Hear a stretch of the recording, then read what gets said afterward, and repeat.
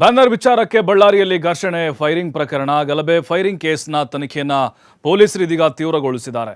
Digital ಹಾಗೆ physical ಸಾಕ್ಷ್ಯವನ್ನು ಆಧರಿಸಿ ಈಗಾಗಲೇ 26 ಜನರ ಬಂಧನ ಆಗಿದೆ. ಇದೀಗ ಬರೋಬ್ಬರಿ 107 ಜನರಿಗೆ ಪೊಲೀಸರು ನೋಟಿಸ್ ಅನ್ನು ಕೊಟ್ಟಿದ್ದಾರೆ.